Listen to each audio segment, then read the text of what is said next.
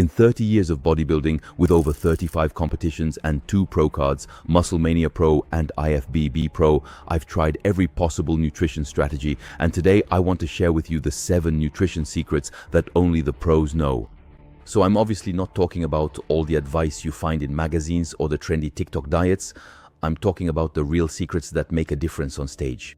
And if you stick around until the end, you'll really understand why one morning you wake up feeling totally flat and depleted, like you've lost all your muscle, and the next day you're full, shredded, and feel like you're about to explode. You'll finally get what nobody ever explains, how just a few tiny, precise details can change everything.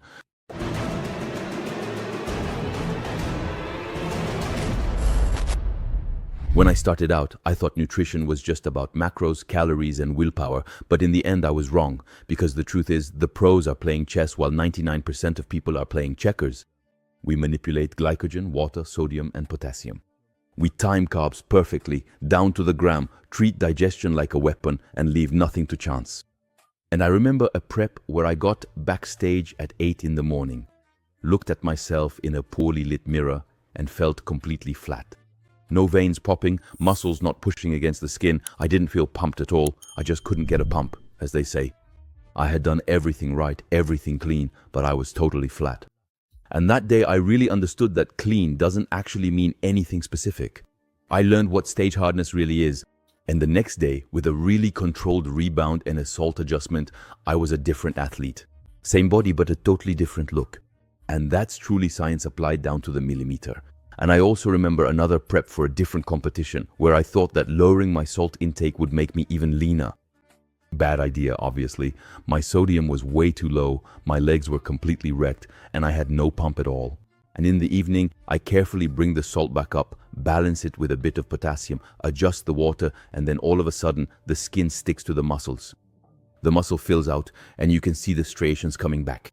Yet, same training, same overall diet, but different decisions on other variables. Sodium, potassium, timing, all of that, that's what real pro reality is. And then there was also the darker period that you know about, the back surgery, then spondylodiscitis, 3 months stuck in a hospital bed, then 6 months in a brace. That's when I realized that nutrition isn't just a tool to win on stage, it's truly a weapon to come back to life, and I had to rethink every single gram. Recovery, inflammation, digestion, and I saw what precision can do to an injured body. Rebuilding little by little when your ego wants to destroy everything. And in the US, I watched monstrous, huge guys who only changed 2 things in the last week, and everything lined up perfectly. And I also saw the complete opposite, with incredible physiques that were ruined by bad timing when it came to carbs, or by completely mishandling water or salt. I asked tons of questions, took notes, tested things on myself, learned from lots of experiences and from my students as well, and I realized that the secrets aren't magical at all. They're just precise. They're simple, but not easy. And today I'm going to give you these 7 secrets. These are things I obviously wish I had known much earlier. So you won't hear things like eat clean and sleep well, that's for sure. Instead, you'll hear how to recharge without feeling drained, how to play with sodium and potassium without harming yourself, how to time your carbs when it matters, and how to keep your stomach flat or your abs well defined thanks to digestion, not by doing 500 crunches a day. You'll also learn how to use the right fats to stabilize your hormones even when you're cutting, how to incorporate pleasure foods without blowing your weekly goals, and which supplements really make a difference far from all the noise you might hear. And it's not just a protocol blindly copied, it's a real toolbox to help you understand your body, especially after 40, by the way. I'm going to talk to you the way I talk to an athlete before going on stage, not like an influencer who just reads labels. So if you're looking for shortcuts, I think you'll be disappointed, because that's not the point of this video. On the other hand, if you really want powerful levers, you'll actually come away with actionable steps by the end of this video. Alright, let's start right away with the most powerful and above all, the most misunderstood one, the carb refeed. If you master it, you can change to your physique completely in 24 hours. If you mess it up, you can lose months of progress in a single day. So let's get started. What exactly is a carb refeed? A carb refeed is a smart reload of carbohydrates and sodium after a period where you've deliberately depleted your glycogen stores, your glycogen reserves. So first, you deplete the muscle glycogen and then you reload at the right moment. The visual result is having muscles that are super full, hard, and veins that really pop. The skin sticks to the muscle, and that can really make a difference on stage.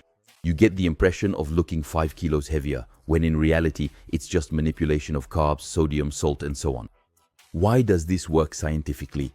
Quite simply, it's because your muscles store glycogen, and each gram of glycogen attracts about 3 grams of water inside the muscle. And so, when you're flat, completely flat, your reserves are low and you are indeed lean, but on the other hand, your muscles aren't very visible, they're not pumped up, they're not full. And when you properly reload afterwards, your muscles will fill up, they'll swell, and they'll push the skin out so it looks like your skin is stuck to your muscles, making you appear much leaner and more muscular. So the key isn't just carbohydrates, it's the combination of carbohydrates and sodium. Carbohydrates stimulate insulin, and insulin facilitates the entry of glucose into the muscle, while sodium helps with the transport and retention of water inside the cells. So you add water at the right level so that this glucose ultimately becomes glycogen, and that's how you achieve that full and dry look on stage. Of course, it's temporary, it's really like magic. Training also sets the stage. So when you've depleted yourself intelligently in the days before, your muscles actually overexpress glucose transporters and become hungry for it. This is what we call supercompensation. And that's really the gateway to the rebound in the end. Why did my so-called clean carb loads back in the day leave me looking flat at first? So it's true that, like everyone else, I started out for my bodybuilding competitions by doing pretty long carb depletions, where I would eat almost zero carbs for 5 to 7 days, and then do clean carb loads with basmati rice, sweet potatoes, chicken, and so on.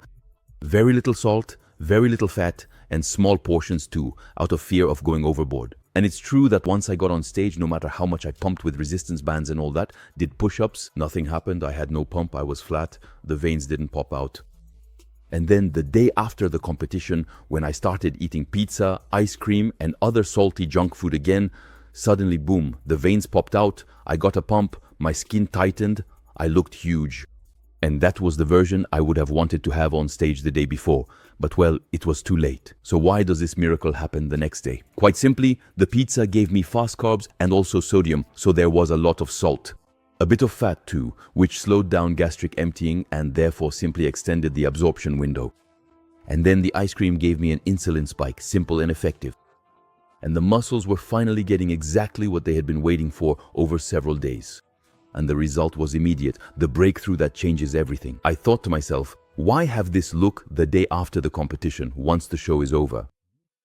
If it works like this, why not do it the night before? So that's what I did for the next competitions. I replaced part of my usual carb load with a nice salty pizza the night before, then in the middle of the night, a serving of ice cream, and on the morning of the show, a few small hits of fast, salty carbs. And on stage, I looked twice as full. It felt like I was 5 kilos heavier, even though it was the same training, same athlete, but the result was completely different. So how can we explain this in a simpler, more visual way? Imagine a completely dry sponge. You soak it, it swells up. Well, your muscle does the same when you give it back glycogen with a good dose of sodium and just enough water. So obviously you have to be ultra lean for this to work, and you need to have done a long and significant enough glycogen depletion beforehand, otherwise it won't work.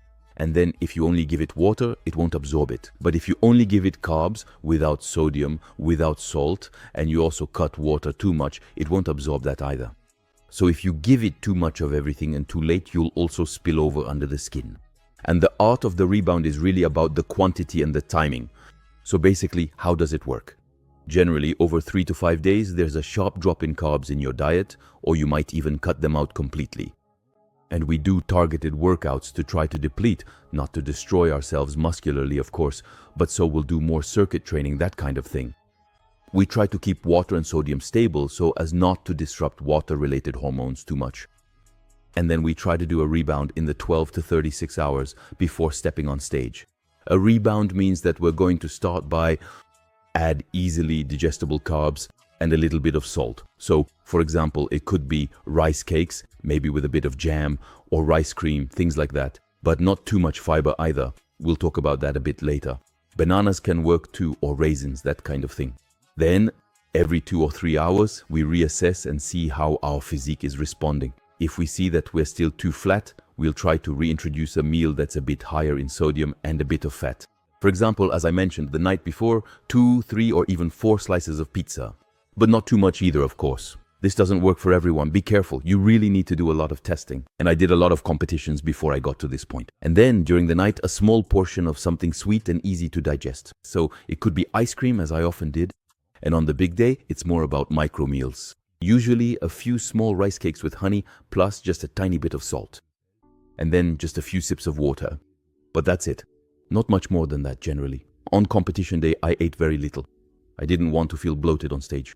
As for water and salt, you should never cut them drastically. We'll talk more about this in the second part of the video, but if you cut water too much, you'll look flat, and cutting salt will actually kill your pump completely. So obviously for the general public who don't compete, why could this be useful to you? It can simply be useful for a photo shoot, to look leaner in just a few days. So that's something you could potentially do, but you need to start at least, let's say, 2 to 3 weeks in advance to really do something proper and clean. The mistake I made in my first competitions was that I did depletion phases that were too long, sometimes up to more than 5 days, 6 days, even 7 days. And I was exhausted. I was also cutting salt too much. And then I would load up too clean, so I ended up having too much fiber in my diet as well. In the end, I was trying to control things too much. And then when I did a mixed carb load, so with a portion of, as I mentioned, pizza, etc., some ice cream the night before, and a shorter depletion as well.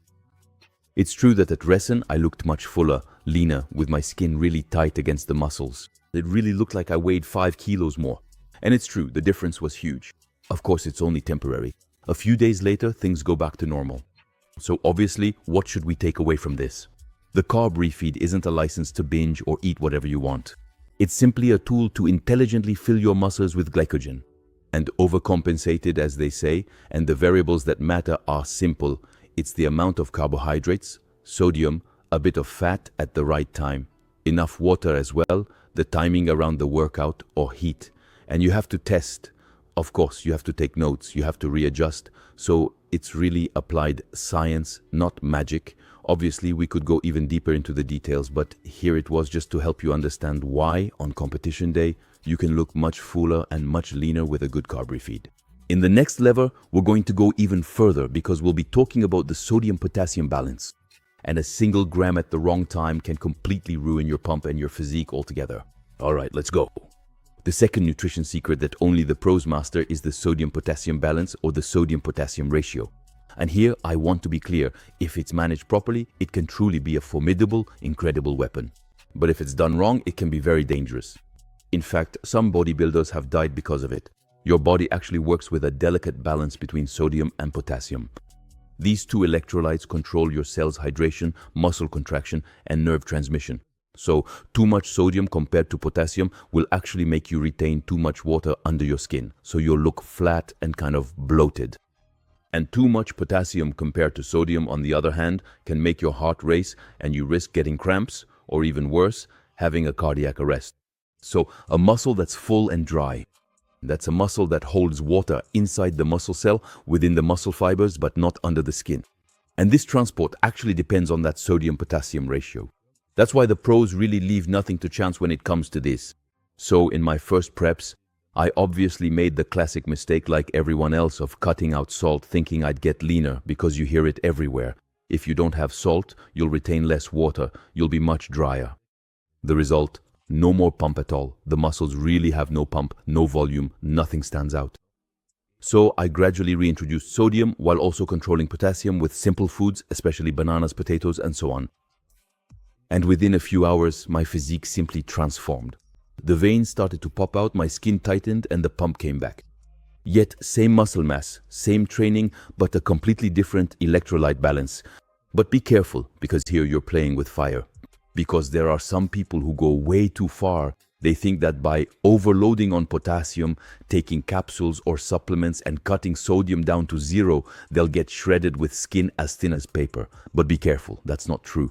What they're really doing is putting their bodies in danger, and hyperkalemia can kill. It's happened to several bodybuilders, either on stage or during prep. And if you add diuretics on top of that, it's really like playing Russian roulette. You might look monstrous in the mirror in the morning and end up in the emergency room in the afternoon, or even in the cemetery. So this is absolutely not a game. How can you understand this without putting yourself in danger? So, for an advanced competitor, obviously you never cut sodium out completely, you just adjust it slightly. For example, you keep salt intake pretty stable throughout your prep, and then in the last few days, you fine-tune it based on how you look. And potassium mainly comes from natural foods like potatoes, bananas, green vegetables, and sometimes a few potassium tablets are added, but never blindly. It always has to be very precise, very calculated. And the only real secret is not to demonize salt, because a lot of people cut out salt thinking they'll lose fat or water retention, but in reality, you mostly lose your muscle pump, you weaken your performance as well, and you disrupt your entire recovery process. So you still need to keep quality salt in your meals, eat vegetables that are also rich in potassium, as well as fruits, and the balance will happen naturally. Here, I'm talking about someone who isn't competing. So, to help you picture all this, imagine your muscle as a water balloon. Sodium is basically the pump that brings water into the balloon. And potassium is the valve that keeps the pressure inside at the right level. Too much of one or not enough of the other, and your balloon will either deflate or burst. A single gram of sodium or potassium at the wrong time can transform a physique or completely ruin it. And the pros know this, while amateurs are unaware.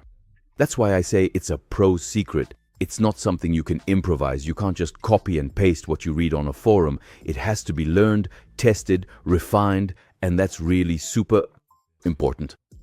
And the third secret, the one that ties everything together, is carb timing.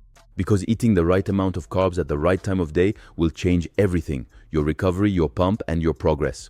All right, let's go. Here comes the third secret.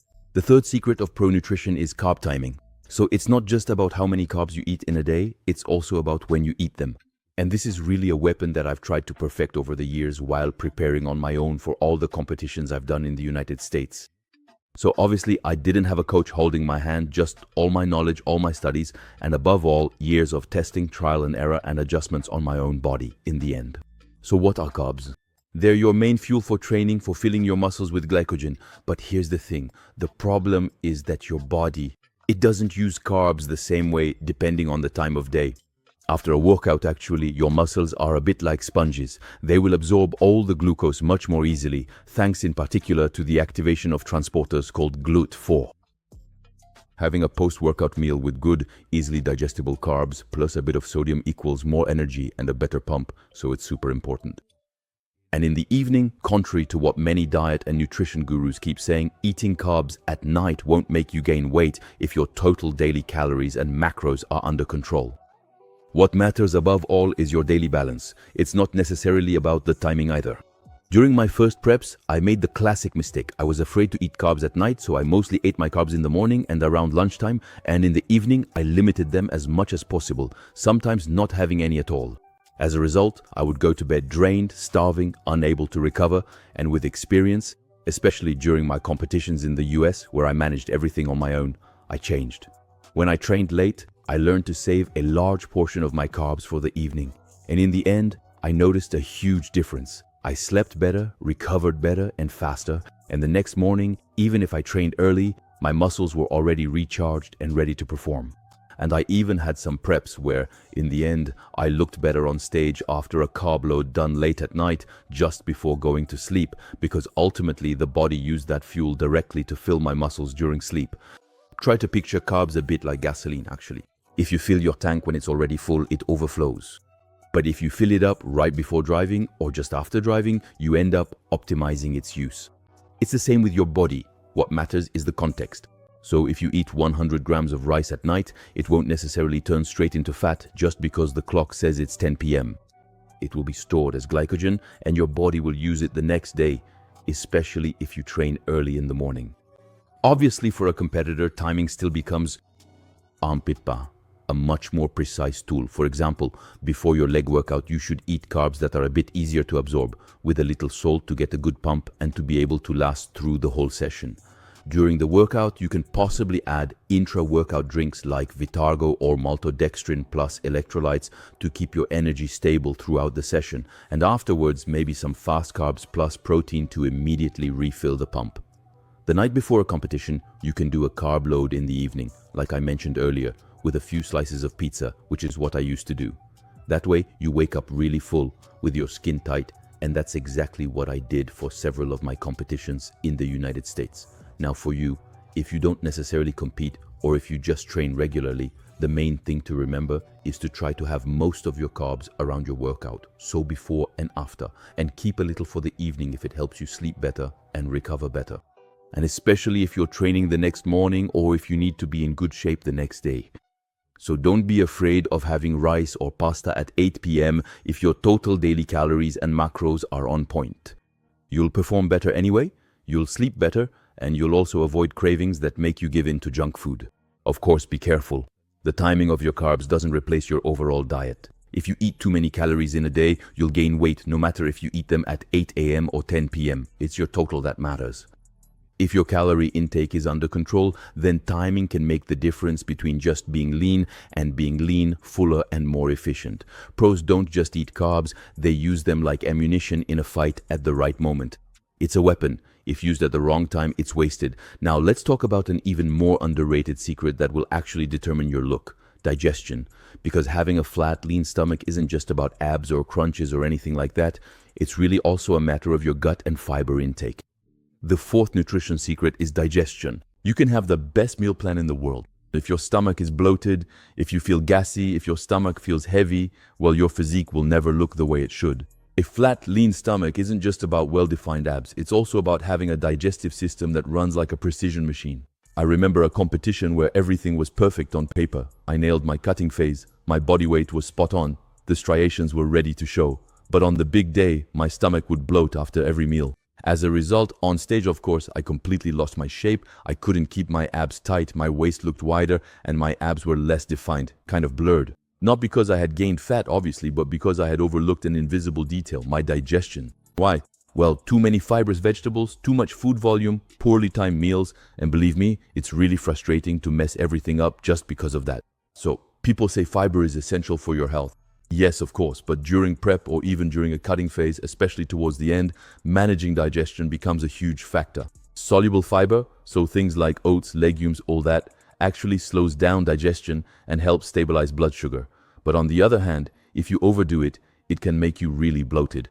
And insoluble fiber, so things like green vegetables, salad, whole grains, adds bulk and speeds up digestion. But if you have too much, you'll end up with a bloated stomach and feel like you have a balloon in your belly. And the problem is, most people think more veggies means I'll get leaner.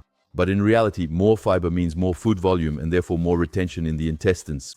As a result, you get a bloated belly, a thicker waist, and your stage look is ruined.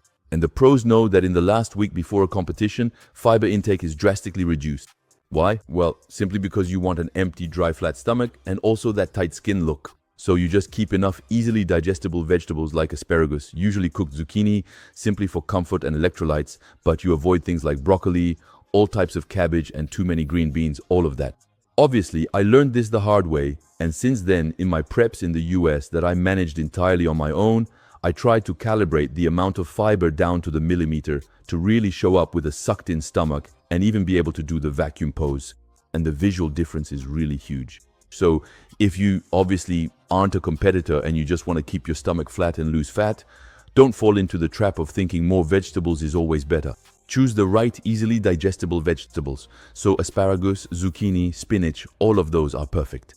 But avoid combining too much fiber with too many fast sugars in the same meal, because that will ferment and make your stomach and intestines bloat like crazy. And pay attention to how your body reacts, because we're all different when it comes to this. There are some foods you think are healthy that will actually wreck your stomach.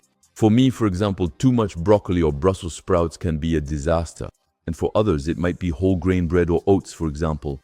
A lot of people cut out carbs and make up for it by eating 3 kilos of vegetables. And as a result, they're constantly bloated, always have stomach aches, and lose their figure. So you shouldn't confuse satiety with strategy either.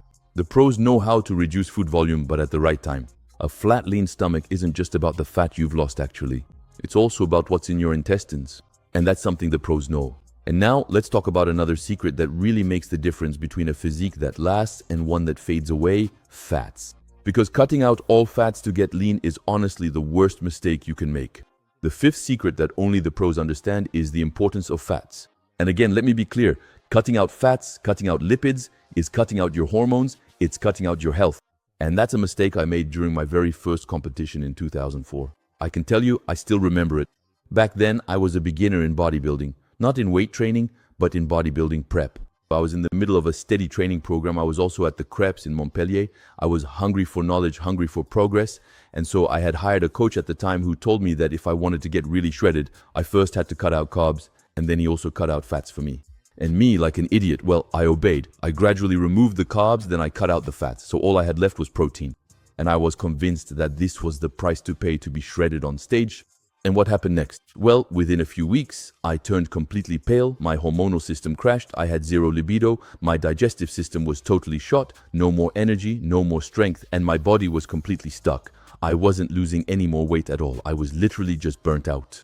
And at that point, I can honestly say it was one of the worst moments of my life when I truly realized that nutrition could be both a weapon and, above all, a poison if done wrong.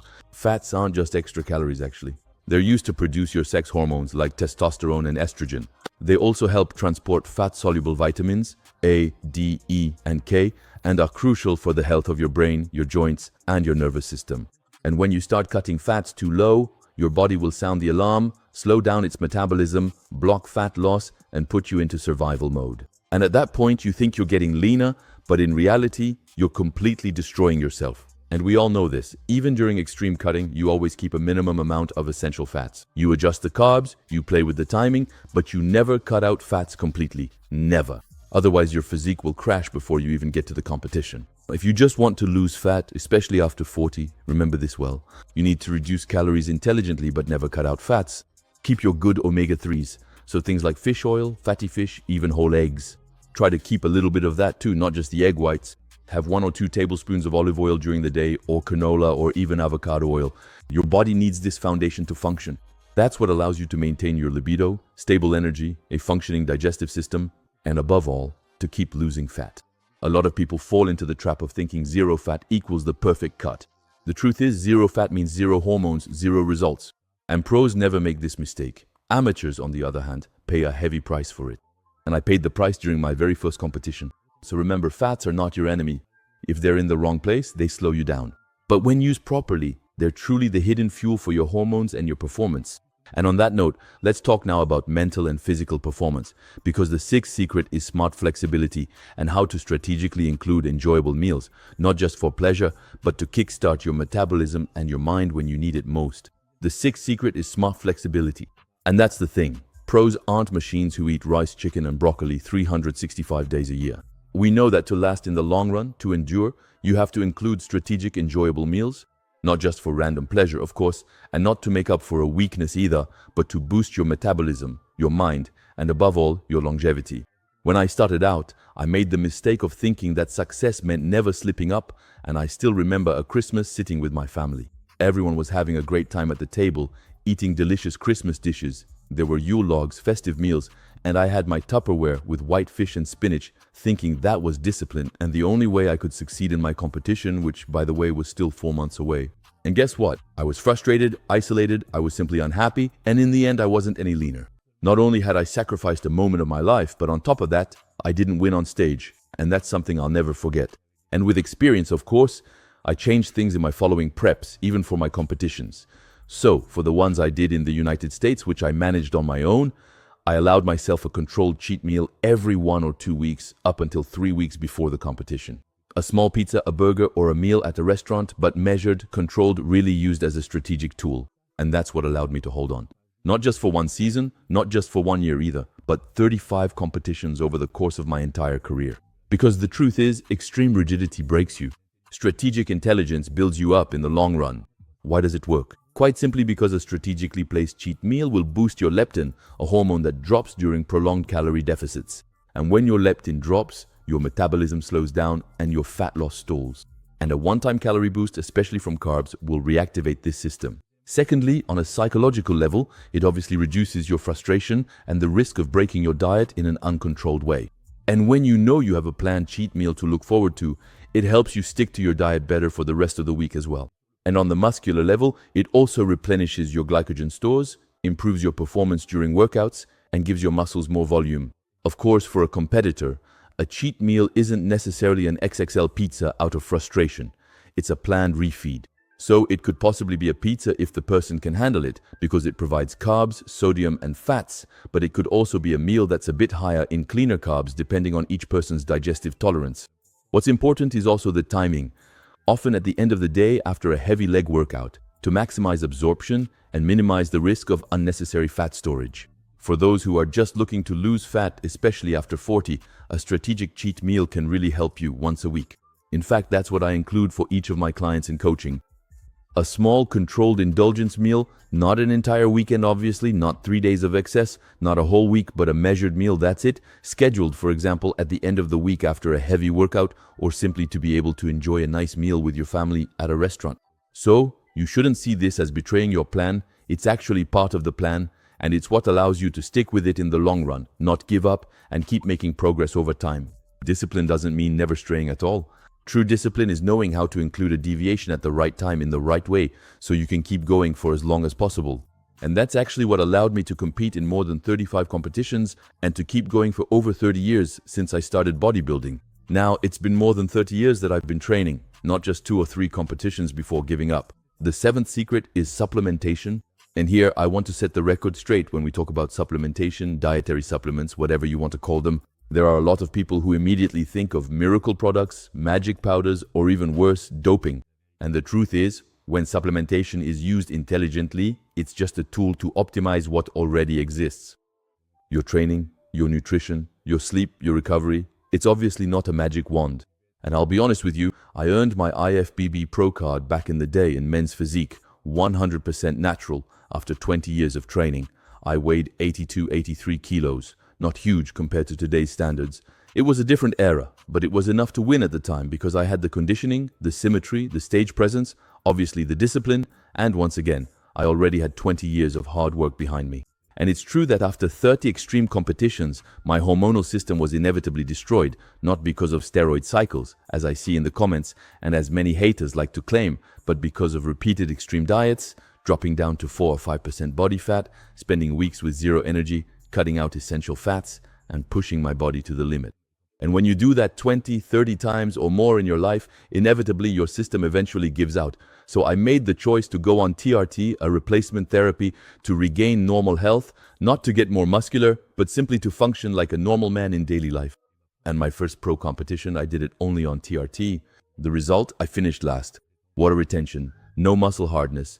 And above all, I realized that the other pros at that point were playing at a completely different level, a different game. A game that, in the end, I didn't want to play in the long run because, well, my health, my family, my longevity, those came first. So I didn't want to sacrifice my life just for a spot on stage or an Olympia qualification. And that's what I really want you to understand. My experience doesn't just come from fantasies, copy-pasting, or protocols found on the internet. It comes from 30 years of tests, mistakes, victories, failures, and choices I fully own. And what I want to share with you today are the supplements that actually work, that are safe, and that I still use today. Not the ones that make you dream or fantasize, but the ones that truly make a difference. So obviously there's creatine. Back in the 90s, people said it was almost like doping. Today, we know very well that this isn't the case, and that it's one of the most studied and safest supplements in the world. It improves strength, recovery, and muscle volume. 3 to 5 grams per day is enough. There's no need for a loading phase or anything like that. No need to cycle off during the year, not at all. You can take it all year round. In short, creatine is a classic that I've kept throughout my entire career and still use today. Next, we have all the electrolytes, so that's sodium, potassium, magnesium, etc. We talked earlier about the sodium-potassium balance. That's the foundation for, well, getting a pump, muscle contraction, and performance. So there are a lot of people who sweat, who train, but who don't replenish their electrolytes. The result is cramps, fatigue, decreased performance, and good hydration with electrolytes is 1,000 times more useful than a pre-workout loaded with caffeine. And then we have all the omega-3s, which are good for the cardiovascular system and are also anti-inflammatory. For joint health, for hormone production, omega-3s are absolutely vital. Personally, I would never have stopped taking them, especially after my back surgery. They were a huge ally for my recovery and my long-term health. Next is vitamin D. It's true that we don't talk about it much, yet vitamin D has a big impact on your immune system, your recovery, bone health, and even your mood. And a lot of people are deficient in it, especially in Europe. So this is a supplement that's simple, inexpensive, but really essential. Then we have essential amino acids, or EAAs. And it's true that during prep, when I was in a really severe calorie deficit, EAAs really helped me maintain my muscle mass and also keep a better level of muscle recovery. So I used them during training, and I still do today. So yeah, it's not essential for everyone, but for those who train really regularly, almost every day or 5 to 6 days a week, it's still super useful. Next, of course, there's whey protein. Again, it's not a miracle product, but let's be clear. When you start going over 85, 90, 95 kilos, and you need to consume more than 200, 250 grams of protein per day, it can become a nightmare if you try to reach your protein quota with just solid foods. So whey is basically just like liquid chicken. It's convenient, it helps you meet your intake without spending your whole life cooking. A good whey protein will provide you with high-quality protein that's quickly absorbed. It's ideal as a snack after a workout or simply when you don't have time. It's true that, on the other hand, at the end of prep, when calories are really low, I really preferred only solid foods and cut out whey. At that point, every calorie counts. And it's true that the satiety you get from whey compared to steak, chicken, egg whites, or something else is just not the same at all. So obviously, there you go. But outside of competition, otherwise, whey is still, for me, a basic that's really practical. But in any case, the truth is that 80% of the supplements you see on the market are mostly just marketing. In particular, I'm thinking of all those so-called miracle boosters or fat burner pills and the like. There are some that work, but there are a lot that really aren't great.